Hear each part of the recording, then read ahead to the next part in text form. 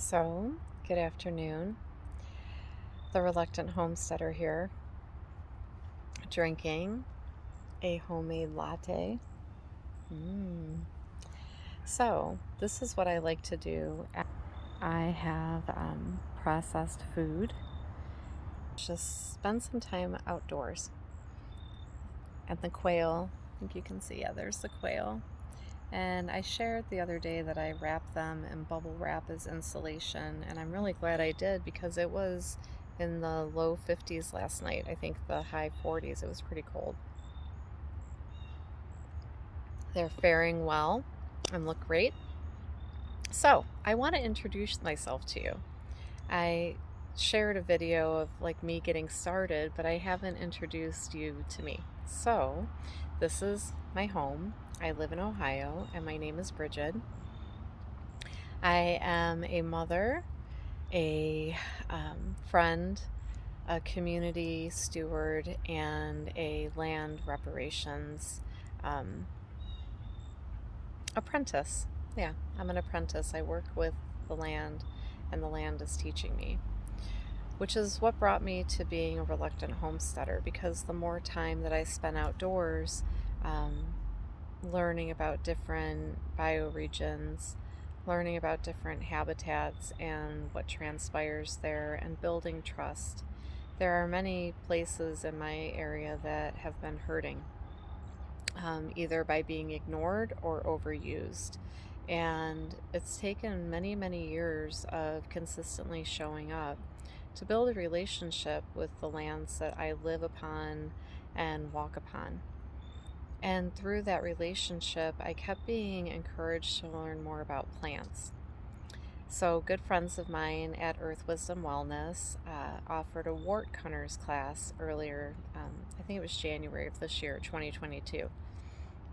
And I couldn't say no to it. I was like, yep, absolutely. So, I've been learning about herbalism and experimenting, which I wish I would have created a lot of videos from that because it's overwhelming. There's so many ways to work with plants and to preserve them, extract medicine from them or their essences, to be used medicinally and also for food and like your body care.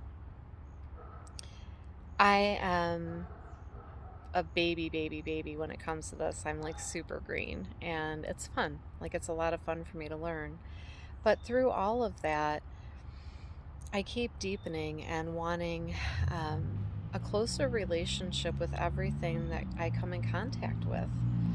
So, going to a local grocery store, I'm super grateful that they're available, but it isn't meeting my need on an emotional level, a spiritual level, and a physical level.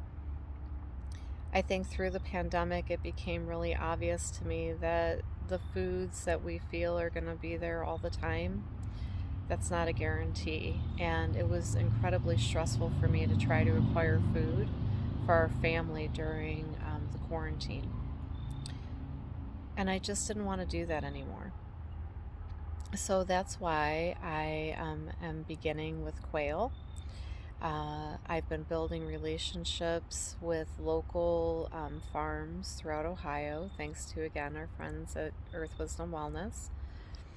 Also finding out about this food distribution named Sanson here in Ohio, and they provide organic produce and berries, and you can go there Monday through Friday. I think it's 9 until 11 or something like that, and purchase what my friend calls sad vegetables.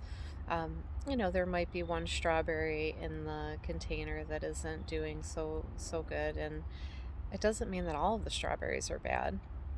Or there might be a potato in the satchel that isn't so great, but not all of them are bad. And we get it at a really, really reduced rate. So it's almost not only food security, but I would say food sourcing or food rescuing before it goes into the landfill. So even the things that aren't looking so great go into our compost piles, and we're happy to do that. And we're also wanting to share that with others. So this homestead, this process, this practice that I'm sharing with you is because I want to be in service And it's messy, guys. It's really messy. I have no idea what I'm doing. The videos are fumbly and I stutter and stumble over my words, but that's okay. That's life, right? Um, it's just it's the reality of how things are, and I'm not interested in film editing or trying to be high tech. I'm not high tech. If you could bring back the CD or even the cassette tape, I would be all about it. I'm not super into tech, and that's what, I would rather be outside and just hanging out with plants and watching the quail grow up. So, this is me. This is going to be a documentary of this whole journey, and I'm sure it'll get more seamless as the years go on. But for right now, it's pretty bumpy, and I'm happy to share it with you. So until next time, it's a Reluctant Homesteader.